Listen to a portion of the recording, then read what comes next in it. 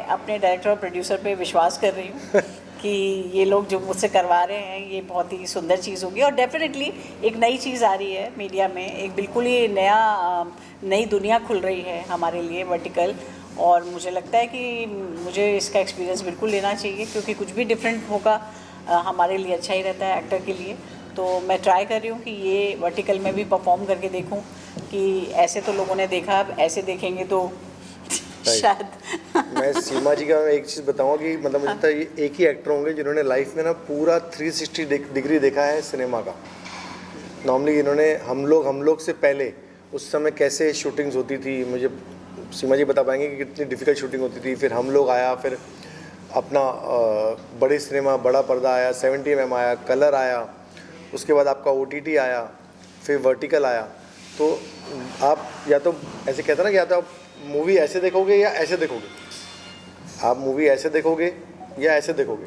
अब आप टेढ़ा तो देख नहीं सकते। तो मुझे लगता है लाइफ में लास्ट एंड जो है होगा सिनेमा का, वो यही होगा कि आप ऐसे दांत देखोगे। इसके अलावा आप कैसे देख सकते हो मूवी, या तो ऐसे देखोगे ऐसे देखोगे।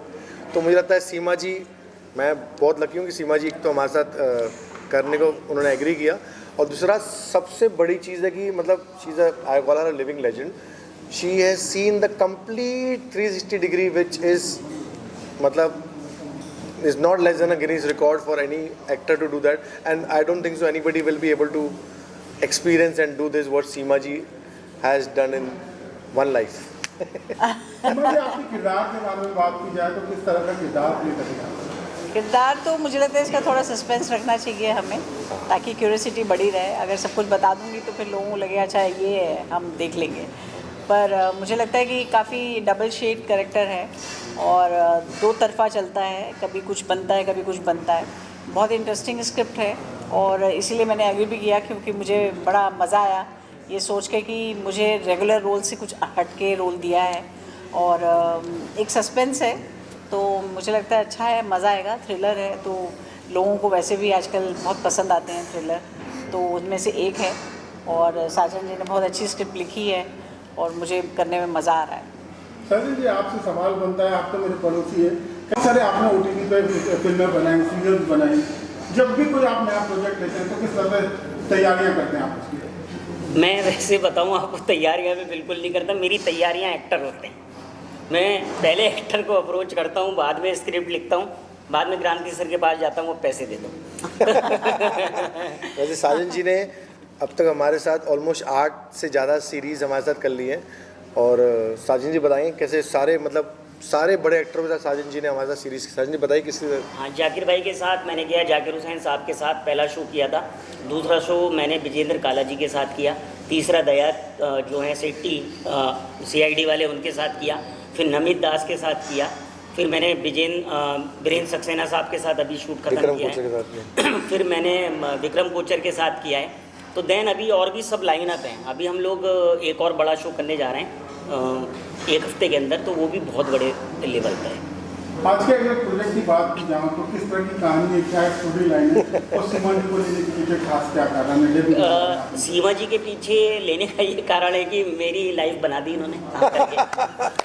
मतलब हाँ कर दिया बस मेरे लिए। तो ये समझिए कि मैं बच्चन साहब को तो शायद कभी नहीं, उनके साथ काम मैंने किया है उनके साथ, और इवेंट किए हैं अभी कुछ साल पहले ही, और असिस्टेंट में भी काम किया। लेकिन मेरे लिए तो अमिताभ बच्चन ही है।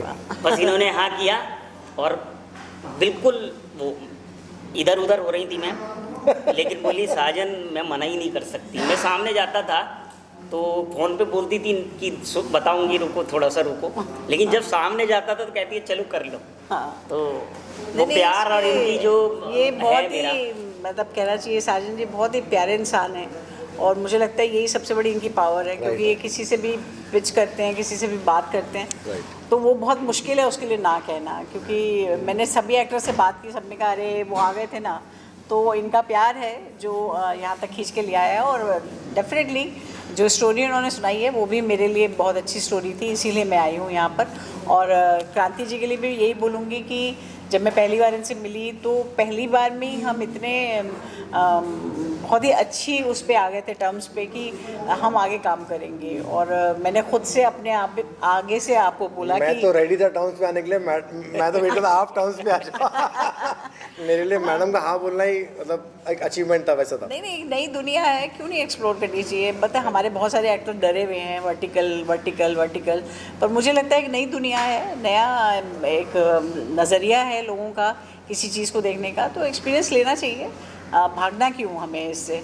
और हमारा ही तो एक पार्ट ही तो पार्ट है सिनेमा कोई का। ऐसा नहीं कि बहुत अलग से कोई दुनिया आ रही है या अलग से है। हाँ, सब्जेक्ट अच्छे होने चाहिए डेफिनेटली, और बहुत Actor सुलझी हुई अच्छे होने चीज़ें होनी चाहिए। चाहिए, एक्टर अच्छे होने चाहिए और मेकिंग अच्छी होनी चाहिए। व्हाई नॉट, वर्टिकल क्यों नहीं करे। क्रांति जी, आपसे सवाल बनता है, लगभग 1 साल हो जाएंगे वर्टिकल को, हाँ जी। बहुत तेजी से कामयाबी मिल रही है, आप लोगों का भी बहुत बड़ा योगदान है।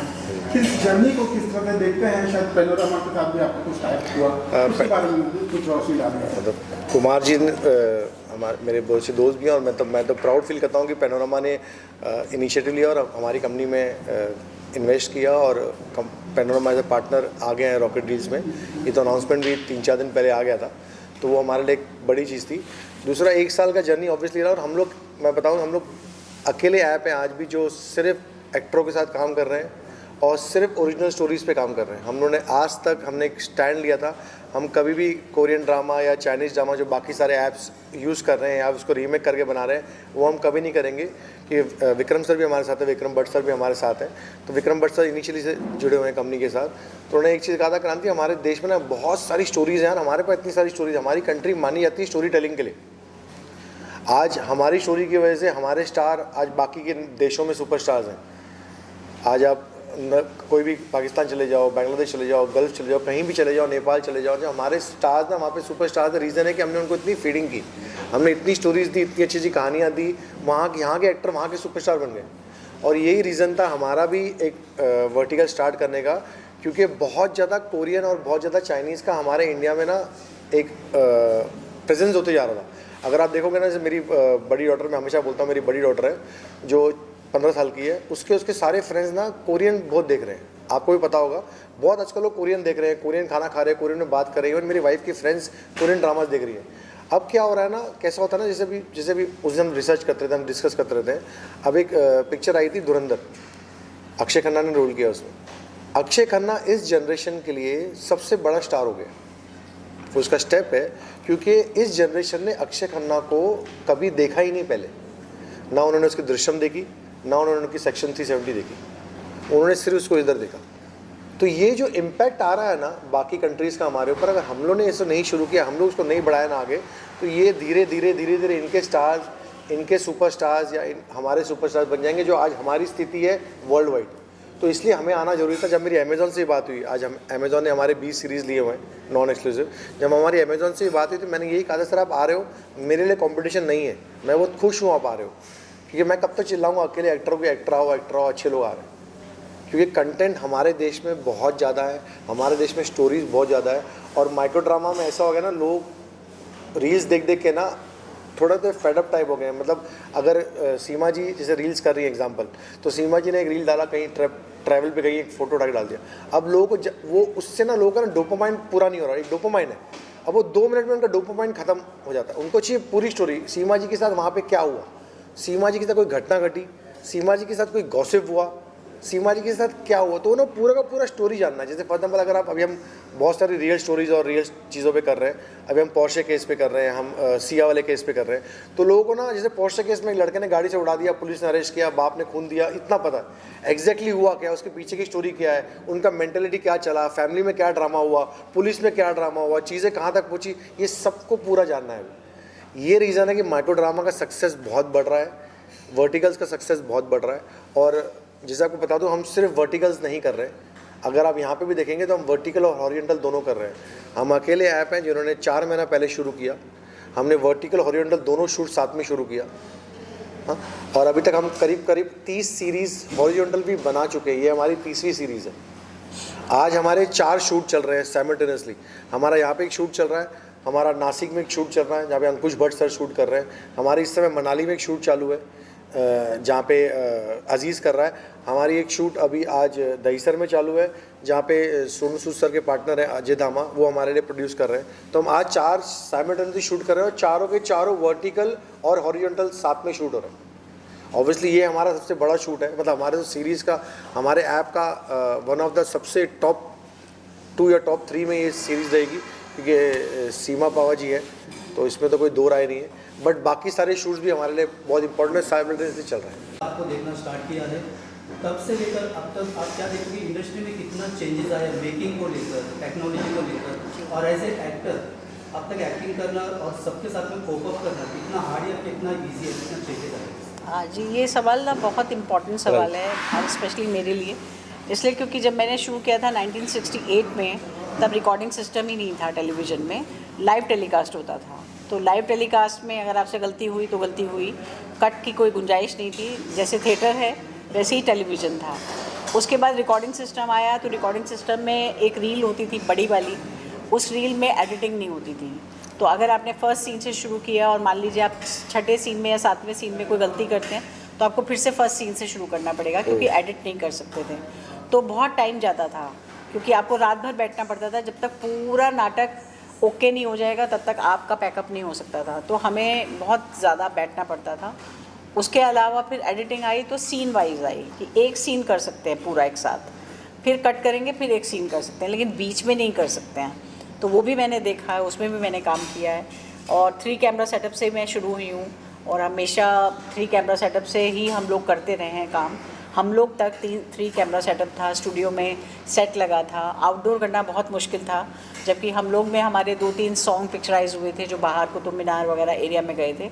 वो बहुत डिफ़िकल्ट हुआ था हमारे लिए, क्योंकि एक कैमरा बहुत ज़्यादा ना तो ट्रॉली पे जा सकता था, तो उसको सिर्फ जितना जूम कर सकते थे उतना ही जूम करते थे, जितना आप कर सकते थे कैप्चर।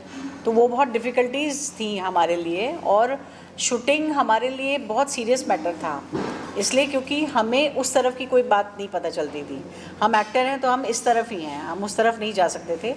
हमें मॉनिटर पे देखना अलाउड नहीं था, क्योंकि मॉनिटर तो वैसे भी बहुत लेट आए, और मॉनिटर पे देखना अलाउड नहीं था। कैमरे में झांकना अलाउड नहीं था। अगर आप कैमरे में कोई भी एक्टर झांकता था तो उस पर फ़ाइन लगता था, और उसको सज़ा मिलती थी कि आपका काम नहीं है।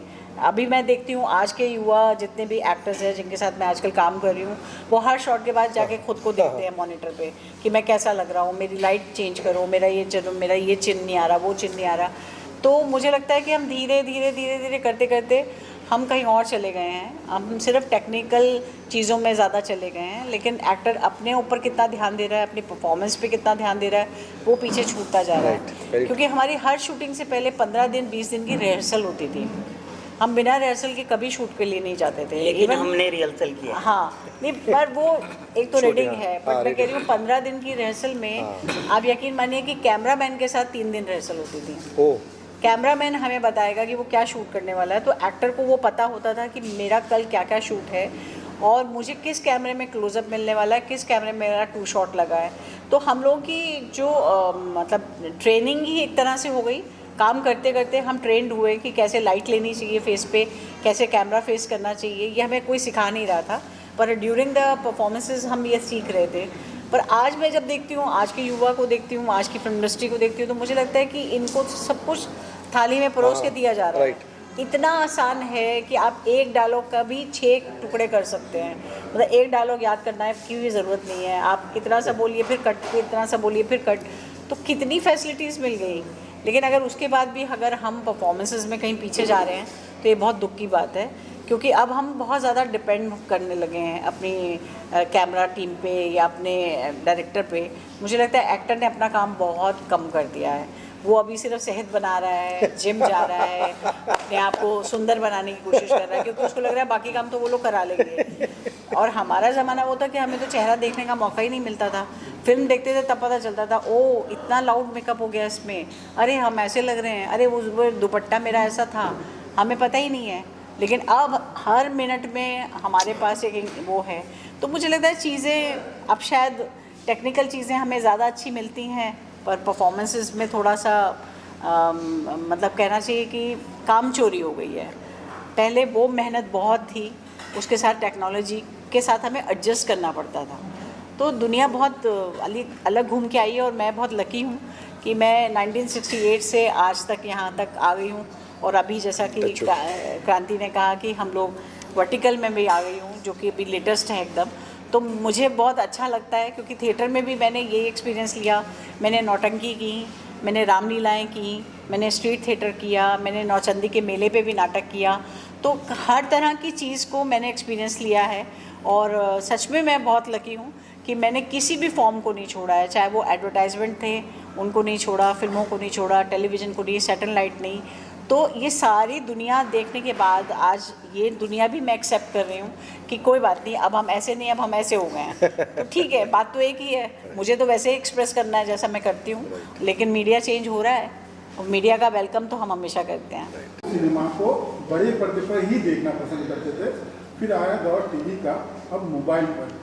ये जो परिवर्तन देखते हैं आप, इसको एज ए पॉजिटिव परिवर्तन देखते हैं, और जो आज के बच्चों की जो देखने की क्षमता है वो भी कहीं ना कहीं कम होते जा रही है, बड़ी बड़ी फिल्में देखना नहीं पसंद करते हैं, इसको आप किस तरह से देखते हैं? मैं जब आया था 91 में तो सिर्फ सिनेमा होता था, टीवी भी दिल्ली में था ज़्यादा, यहाँ तो कोई चैनल आया ही नहीं था सैटेलाइट, तो मैंने वो सिनेमा देखा। लेकिन मैम ने जैसा बोला कि समय के साथ बदलना पड़ता है, जो लोग नहीं बदले, जिन लोगों ने टेक्निक नहीं समझी, वो लोग आज हैं नहीं, बड़े बड़े डायरेक्टर, बड़े बड़े लोग आउट हो गए।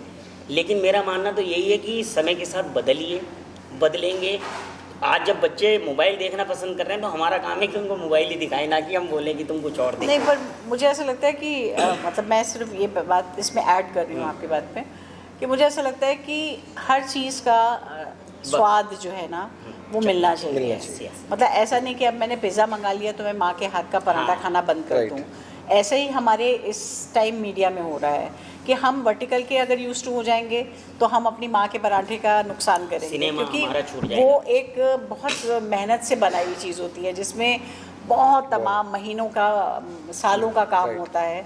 तो मुझे लगता है सबको अपने अपने हिसाब से इज्जत मिलनी चाहिए, जैसा जैसा काम है वैसे वैसे इज्जत उसे मिलनी चाहिए। वर्टिकल एक अलग एक क्रांति है, सॉरी क्रांति है, तो लेकिन फिल्म जो है वो उसको अपनी इज्जत ज़रूर मिलनी चाहिए, और उसका स्वाद अलग है कि आप 3 घंटे बैठ के या 2 घंटे बैठ के कंटिन्यू एक फिल्म देखते हैं और थिएटर में जाके देखते हैं, ये और भी ज़्यादा अच्छा एक्सपीरियंस है। उसकी एक और वजह है, आप कहेंगे कि अब महंगा हो गया है, अब टिकट जितनी एक्सपेंसिव मिलती है कोई जाना नहीं चाहता, पर मुझे लगता है ये बहुत अच्छा एक फैमिली गेट टुगेदर होता है पिक्चरें देखना। आप घर में बैठ के जैसे देखते हैं वैसे ही बाहर जाते हैं, आप अपने पूरे परिवार के साथ जाते हैं। अब भगवान करे और हमारी गवर्नमेंट ऐसा करे कि कुछ चीज़ें सस्ती कर दे ताकि लोग ज़्यादा से ज़्यादा जा सकें, और सिनेमाओं में पैसे थोड़े घटा दें ताकि आम ऑडियंस वहाँ तक पहुँच सके। लेकिन वो बड़ा सुंदर मेला है, मतलब एक पूरी वो होता है ना कि हस्बैंड ने कहा चल रहे हो, हाँ चल रहे हैं, बच्चों ने कहा चल रहे हो, चलो चलो, फिर सब तैयार हुए, फिर किसी गाड़ी में बैठ के वहाँ तक पहुँचे, फिर टिकट खरीदा। तो वो जो एक्साइटमेंट है एक सिनेमा को देखने की, मुझे लगता है उसे तो हमें बचा के ज़रूर रखना चाहिए।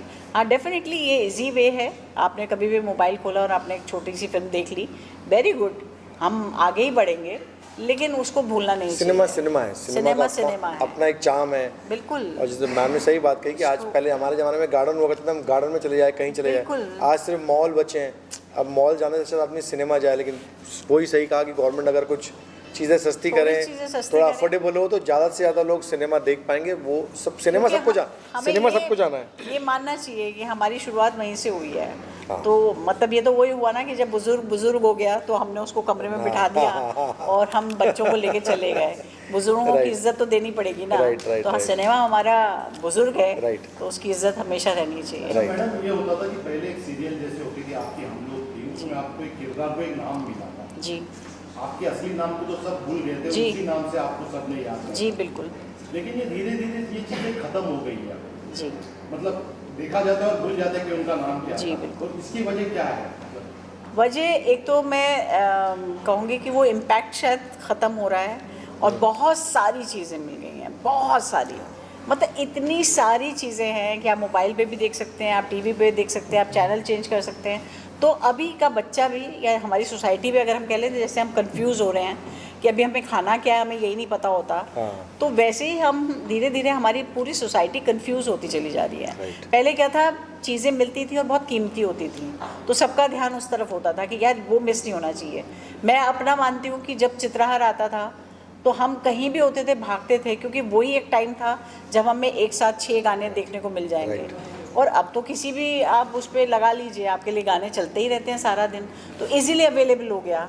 तो लोगों का इंटरेस्ट उतना ही कम होता जा रहा है। जब आपको पता है अभी नहीं देखेंगे कि रात को 12 बजे देखूंगा, कल देख लूँगा, उस वक्त होता था नहीं अभी 8 बजे नहीं देखा तो नहीं देखा। मुझे याद है मैं बचपन में बसों में भाग भाग के चढ़ते थे कि यार पहुंच जाएं, मतलब चित्रहार इस बार का मिस हो जाएगा, फिर एक हफ्ते बाद आएगा या संडे को सिर्फ एक दिन फिल्म आएगी और देखने को नहीं मिलेगी। तो वो क्रेज़ जो होता था मुझे लगता है बहुत एक्साइटमेंट भरा था, जो एक्साइटमेंट अब ख़त्म हो गई है कि अब आप रिलैक्स हैं कि कभी भी देख लेंगे, कभी भी कुछ कर लेंगे। तो हर एक चीज़ की अपनी अपनी फ़ायदे और नुकसान हैं। अब इजी हो गया, मेरी जैसे सास हैं जिनको फिल्म देखने का बहुत शौक़ है और वो पहले बताती थी कि वो बड़ी मुश्किल से जा पाती थी और वो लेटे लेटे सोचती थी कि कभी ऐसा ज़माना आ जाए कि बस मैं कहूँ और पिक्चर आ जाए। और आज वो कहती है कि वो तो आ भी गया, वो ज़माना तो आ गया, इसकी तो मैंने सिर्फ कल्पना की थी, लेकिन आज मैं जो भी जब भी चाहूँ मैं देख सकती हूँ। हमने कहा हाँ आ गया ज़माना। तो चीज़ें अच्छे के लिए भी हुई हैं और कुछ चीज़ें हमने खोई भी हैं उससे। फिल्में बहुत ज़्यादा बनने लगी है, जो एस्टैब्लिश आर्टिस्ट हैं उसको उनको फिर भी काम नहीं मिला क्योंकि उनके रेट्स बहुत ज़्यादा होते हैं। अगर वर्टिकल की बात की जाए तो यहाँ पे तो और भी बाढ़ आ गई। आप खुद ही इतने सारे शोज बनाते हैं, इतनी सारी फिल्में बनाते हैं उसके लिए। तो जो नया टैलेंट है उसके कारण आपको लगता है कहीं ना कहीं जो दिग्गज कलाकार है वो सफ़र कर रहे हैं, क्योंकि नया टैलेंट तो बहुत आसानी से मिल जाता है। नहीं नहीं, ये गलत है। सीमा जी के लिए 6 महीने से मेहनत की है मैंने। जो एक्टर है उसको कभी आप बीट नहीं कर सकते। और मेरा मानना ये है, जो क्रांति सर भी जानते हैं कि साजन ले आता है एक्टरों को, एक्टर हैं तभी रील देखी जाएगी आने वाले टाइम में। ये सिनेमा का रूप ले रहा है मोबाइल, और एक्टर होंगे तो ही रुकेंगे लोग। इसलिए हम लोग बिल्कुल फ्रेश कहानियाँ, अच्छे एक्टर, इसके अंदर 14-15 एक्टर हैं जो सब नोन हैं। साजिया सिद्दीकी हैं, आपके हेमंत पांडे हैं, नासिर अब्दुल्ला हैं, इसके अंदर करिश्मा शर्मा जो आज की सेंसेशन है, विशाल मल्होत्रा हैं, मतलब सारे बड़े एक्टर हैं। तो ऐसा नहीं है, बड़े एक्टरों के साथ ही करता हूँ क्योंकि मुझे पता है ये देखा यही जाने वाला है, वरना हम कुछ छोड़ के सब छोड़ के थोड़ी ना ये शो बनाते। क्रांति सर बना रहे हैं बड़े शो और खूब बढ़िया से। अभी हम लोगों ने 4 महीने में कहाँ से कहाँ हम लोग पहुँचे, क्योंकि डेडिकेशन है क्रांति सर का। और हम लोग तो चलिए काम कर रहे हैं, और जो माता रानी की कृपा से जो भी संबंध बने थे इन 30-35 सालों में वो काम आ रहे हैं। लेकिन इतने काम के लिए भी आप देख रहे होंगे कुक्कू ये कितने बड़े हो गए, लेकिन कहीं कोई एक्टर नहीं है। तो ये तो रॉकेट रील इस बात में नंबर 1 पे है, मतलब पहले दिन से, कि एक्टर सिर्फ रॉकेट रील में आ रहे हैं और आएंगे। अब तो बाढ़ आने वाली है। सब लोग, सीमा जी ने कर लिया, बस अब तो मैं सबके पैर पकड़ लूँगा भैया चलो, अब सीमा जी ने कर लिया। तो अभी सब सर्कल है बड़ा इतना, और तो सब लोग करेंगे, सब लोग रुके हुए थे। मतलब जाकिर भाई ने किया तो विजेंद्र भाई आए, विजेंद्र भाई ने किया तो दया भाई आए, दया भाई ने किया तो नमित तो बिल्कुल इंटरेस्टेड नहीं थे, वो नेटफ्लिक्स अमेजोन के एक्टर हैं। सीमा जी ने जैसे ही हाँ किया तो मतलब हमें लगा कि अब कुछ होने वाला है। लेकिन होता था उनको कि बहुत लोग मिलते थे तो बोलते थे कहाँ चक्कर में पड़ रही हो, बोलती एक आदमी है चक्कर में डाल दिया। जब कल हम रीडिंग कर रहे थे तो मैंने क्लाइमैक्स में एक डायलॉग लिखा कि मैं केस नहीं ढूंढती, केस मुझे ढूंढ लेता। इन्होंने कहा सीक्वल का सोच रहे हो क्या? बहुत अच्छा लगा आप लोगों से बात करते हुए। Thank you. सवाल जानना चाहेंगे कि आपके ये शो लोग क्यों देखे और क्या अपील करना चाहेंगे जनता से? ये तो बड़ा मुश्किल सवाल है कि क्यों देखें। क्यों तो इसलिए देखें क्योंकि एक नई कहानी मिलेगी उन्हें देखने के लिए, एक नया अंदाज़ मिलेगा। और मुझे लगता है कि आज के दौर में जिस तरह की कहानियों का सिलसिला चल रहा है उसमें कहानी थोड़ी हटके है, जो हमेशा हर लोग बोलते हैं कि हमारी कहानी थोड़ी हटके है, लेकिन वाकई तो ये हटके है। लेकिन इसके अलावा आपको इसमें सीमा जी देखने को मिलेंगी, सीमा बाबा देखने को मिलेंगी, और सारे एक्टर मिलेंगे, परफॉर्मेंस मिलेगी और कहानी मिलेगी। मैं एक और चीज़ कहूँगा कि इसका ये माध्यम का आना भी ज़रूरी था, क्योंकि आप देखोगे ना, जब अब हम कैलकुलेट करते हैं ना, जब शोले बनी थी तो बोलते हैं ऐसे इंडिया की करीब 16% आबादी शोले देखने गई थी। उस समय की 40 करोड़ की आबादी थी, तो कुछ मेरे ख्याल से 7-8 करोड़ लोगों ने शोले देखी थी। आज अगर आप देखोगे ना, बड़ी से बड़ी फिल्म में 3-3.5 करोड़ लोग देख रहे हैं पिक्चर थिएटर में। मतलब ऐसा नहीं हुआ कि थिएटर का वो बढ़ा, भले ही अमाउंट बढ़ गया, इनकम बढ़ गया, लेकिन जो क्राउड कम हो गया। दूसरा, जो टायर 2 टायर 3 सिटी यहाँ पे हमारे देश में मेजॉरिटी लोग रहते हैं, जो ज़्यादा से ज़्यादा देखना आते हैं, वहाँ पे हमारी रीच, रॉकेट रील की रीच बहुत ज़बरदस्त है। तो सीमा जी को बहुत लोग पसंद करते हैं। हाँ, तो वो लोग ज़्यादा इंटरेस्ट ले देख पाएंगे कि सीमा जी की उन्होंने एक पिक्चर देखी होगी, फिर वो रुकेंगे 1-1.5 साल तक दूसरी पिक्चर आने के लिए, शायद उनके शहर में वो पिक्चर ना आवे, क्योंकि ऐसे हर जगह तो टायर 2 टायर 3 में इस देश में अब तक थिएटर पहुँचे नहीं है। तो जब हमारी पेनिट्रेशन इतनी ज़बरदस्त है इस देश में, तो वो हिसाब से सीमा जी को जो फैंस हैं, जो सीमा जी के चाहने वाले हैं, जिनको सीमा जी की एक्टिंग बहुत पसंद है, वो ज़्यादा एक्साइटेड रहेंगे देखने के लिए। वैसा thank you sir, thank you thank you thank you thank you.